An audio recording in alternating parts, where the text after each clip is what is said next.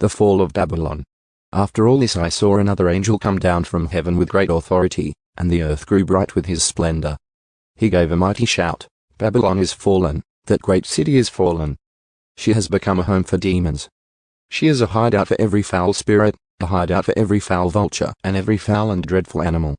For all the nations have fallen because of the wine of her passionate immorality. The kings of the world have committed adultery with her. Because of her desires for extravagant luxury, the merchants of the world have grown rich. Then I heard another voice calling from heaven, Come away from her, my people. Do not take part in her sins, or you will be punished with her. For her sins are piled as high as heaven, and God remembers her evil deeds. Do to her as she has done to others. Double her penalty for all her evil deeds.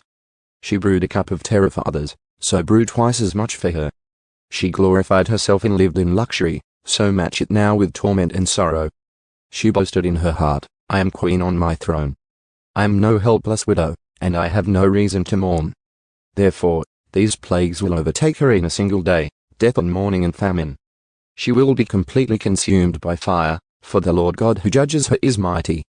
And the kings of the world who committed adultery with her and enjoyed her great luxury will mourn for her as they see the smoke rising from her charred remains.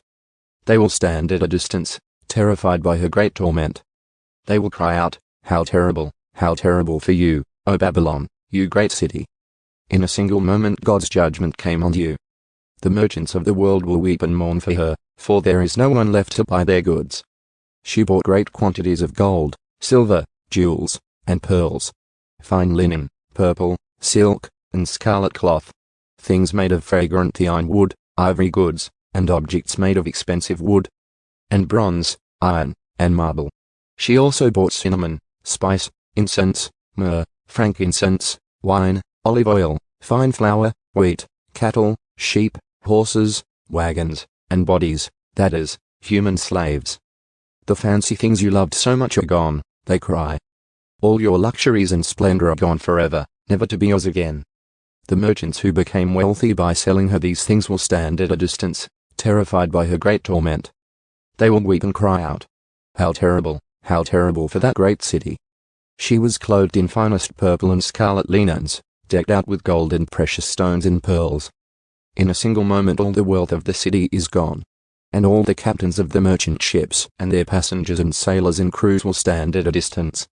They will cry out as they watch the smoke ascend, and they will say, where is there another city as great as this?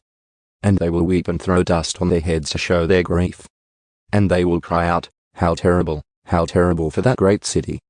The ship owners became wealthy by transporting her great wealth on the seas. In a single moment it is all gone. Rejoice over her fate, O heaven and people of God and apostles and prophets. For at last God has judged her for your sakes. Then a mighty angel picked up a boulder the size of a huge millstone. He threw it into the ocean and shouted, just like this, the great city Babylon will be thrown down with violence and will never be found again.